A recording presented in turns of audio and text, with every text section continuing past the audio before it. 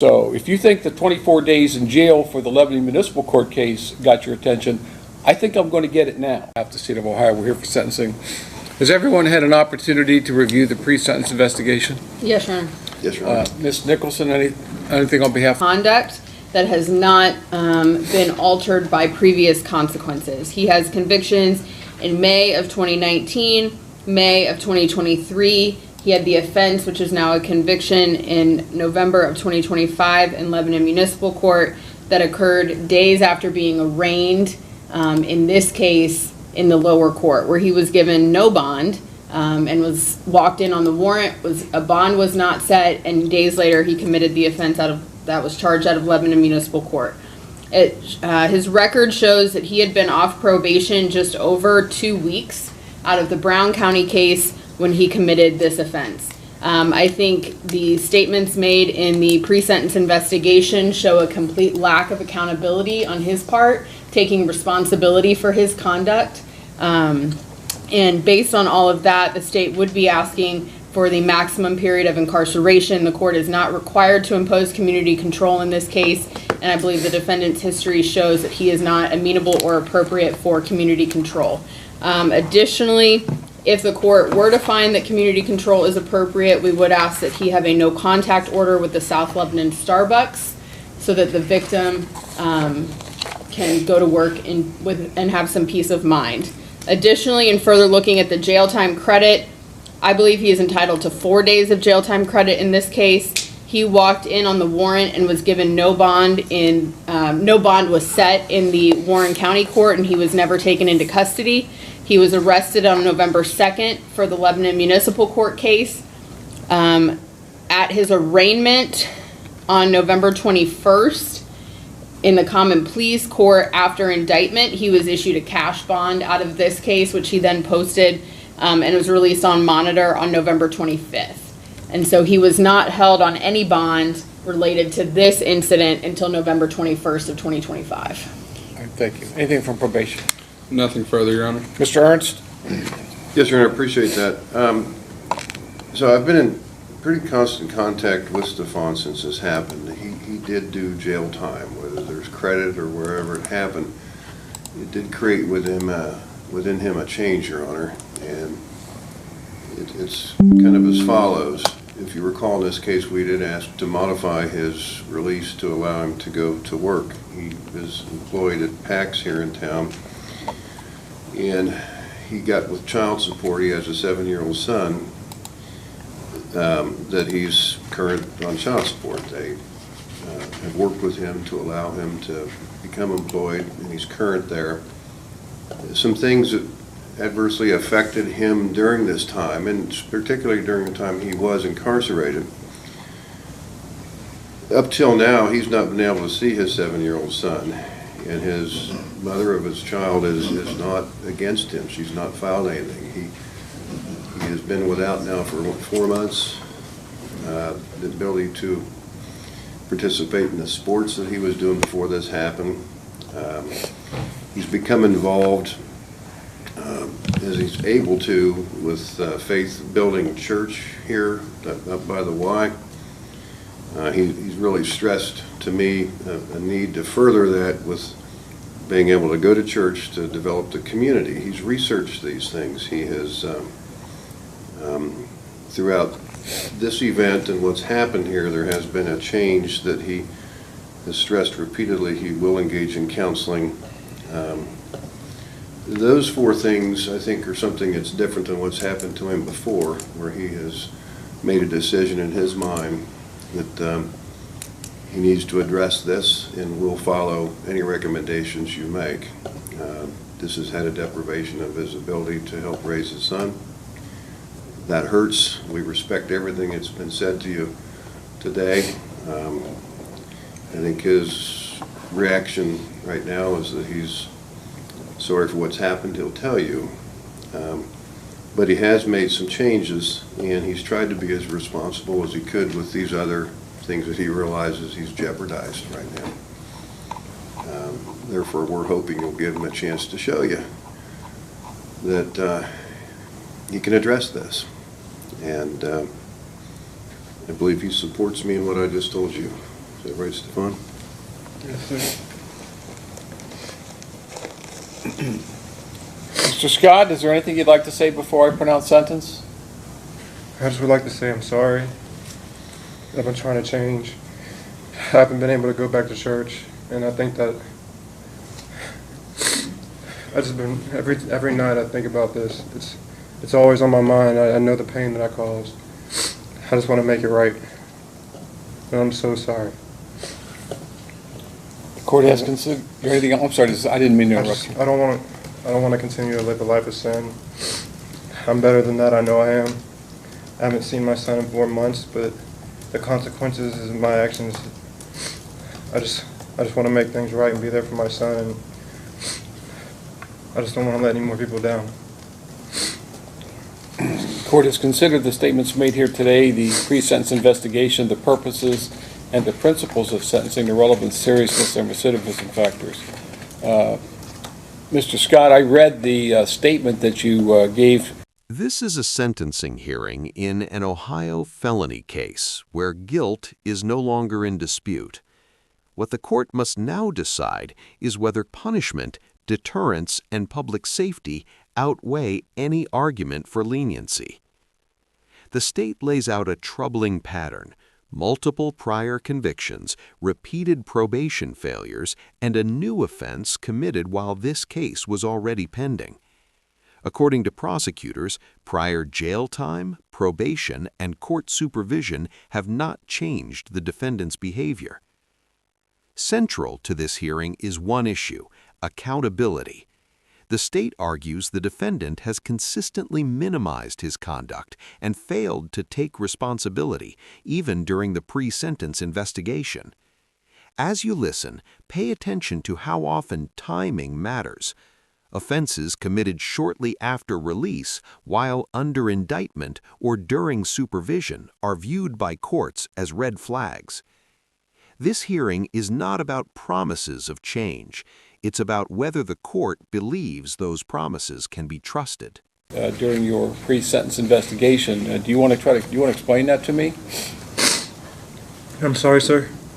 The written statement that you provided to court services during your pre-sentence investigation, I want you to reconcile that, what you said in that statement to me, to what you're saying now. Yes, sir. I have a bad case of eczema. I'm not blaming it on eczema. It was my actions. I took the food and I immediately left. I was embarrassed. My face was plastered all over Facebook and Instagram. Again, I don't understand what the eczema has that you've been caught.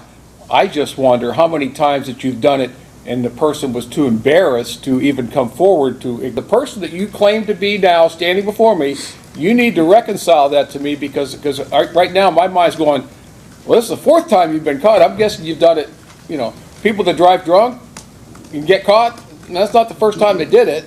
It's the first time they get caught. People stealing. It's never, you don't get caught every time you do something. So you try to reconcile with what the person that you're trying to represent to me today, reconcile that with the person that is in this report.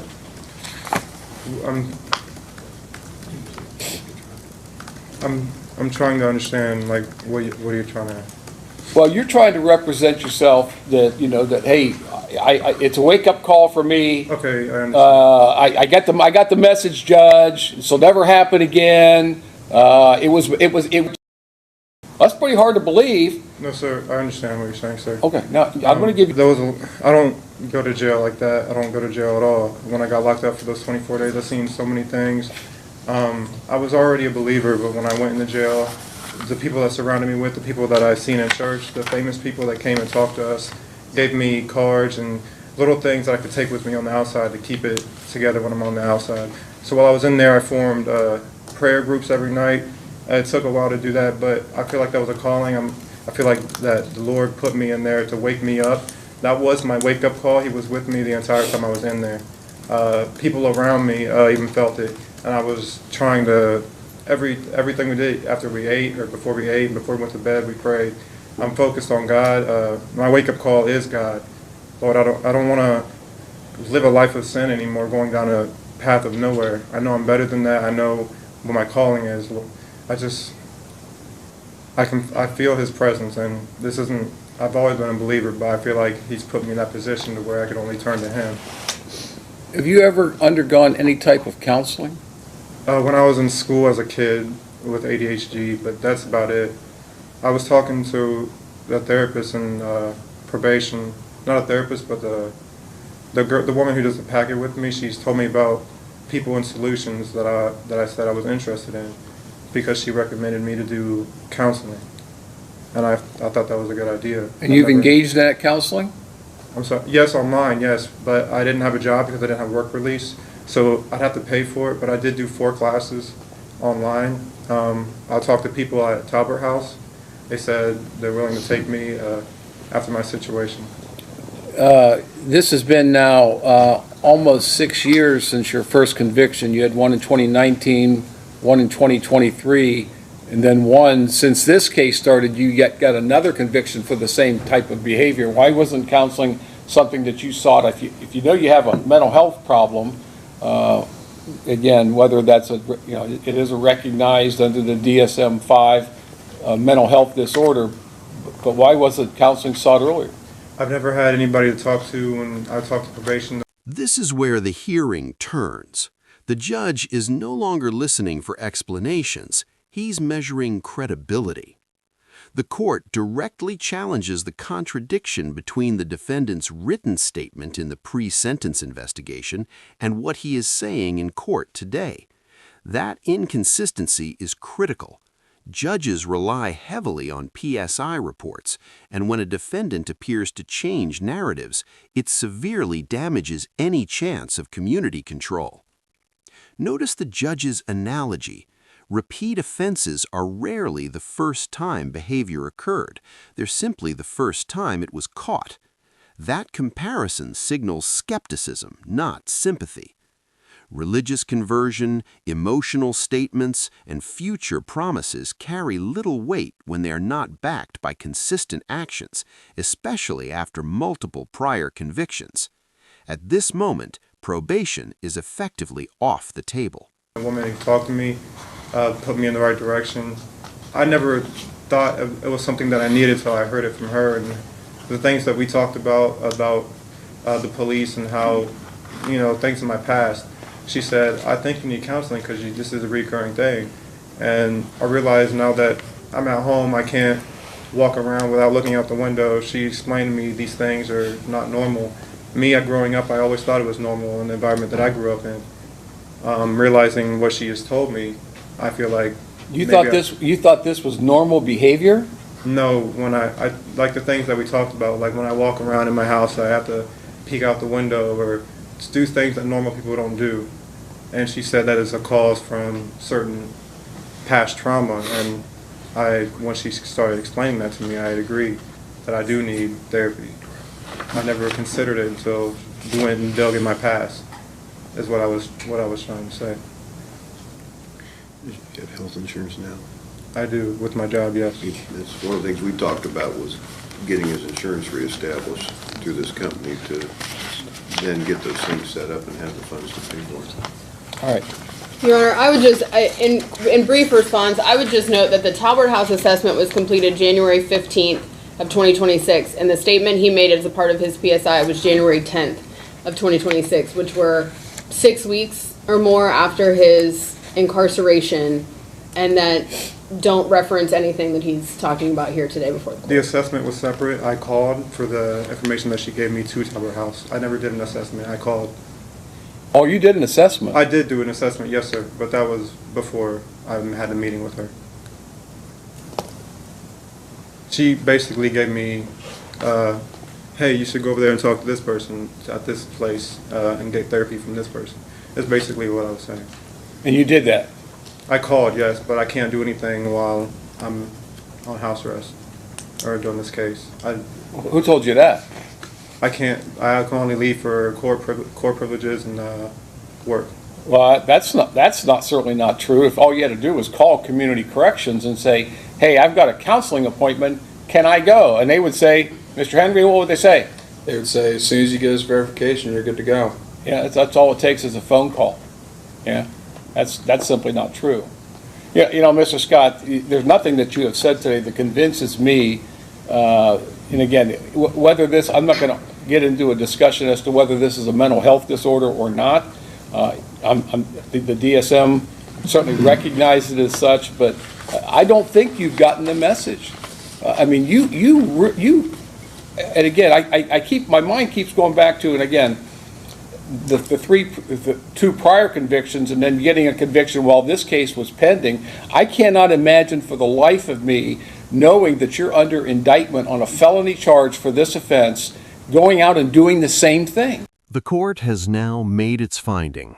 10 months in prison, just short of the maximum, based on repeated offenses, failure to respond to prior sanctions, and conduct committed while this case was pending. The judge makes clear that the only reason the maximum sentence was not imposed is the defendant's guilty plea, which spared the victim from having to testify at trial. That is the sole mitigating factor acknowledged by the court. The defendant is remanded to the Ohio Department of Rehabilitation and Correction with potential post-release supervision of up to 2 years. Any violation could result in additional prison time. This sentence is not framed as revenge, it is framed as deterrence and protection of the public. After multiple opportunities, the court concludes that community control has failed. Cases like this show how judges balance remorse against records and why repeated behavior often outweighs promises of reform. I mean, that just completely blows my mind. I'm going to make a finding today, sir, based upon the information I have, that you are not amenable to community control and that prison is now necessary to fulfill the purposes and principles of sentencing, primarily punishment and deterrence. So if you think the 24 days in jail for the Lebanon Municipal Court case got your attention, I think I'm going to get it now. So that's what I'm going to do. I'm going to order you to serve 10 months in prison. The reason I'm not ordering you to serve 12 months, the maximum, is because you did enter a plea and did not make this young lady go through the trauma of having to relive that whole thing in front of 12 strangers. So you're going to serve 10 months in prison. You get credit for the 4 days you served on this case.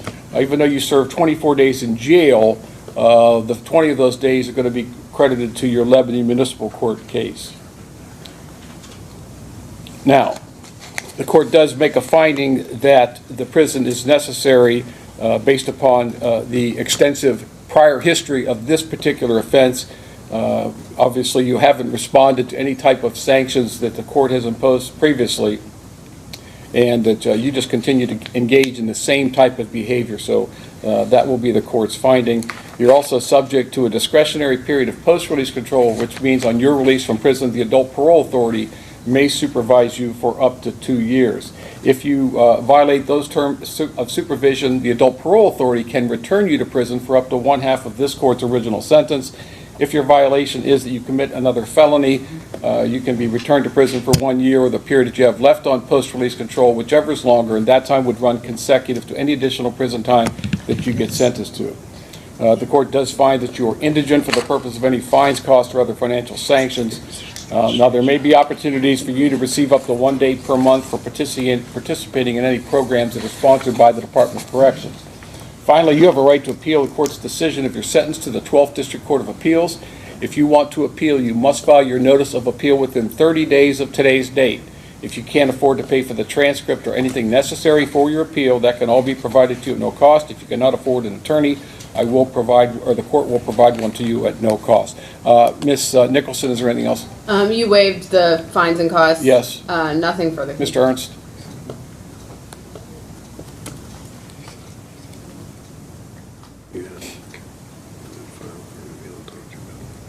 No, Your Honor. All right, this time, Mr. Scott, your bond is revoked. You are now remanded into the custody of the Warren County Sheriff's Office for transport to the Department of Corrections. This time, there's a couple of deputies standing behind you. They're going to take you into custody. That's all.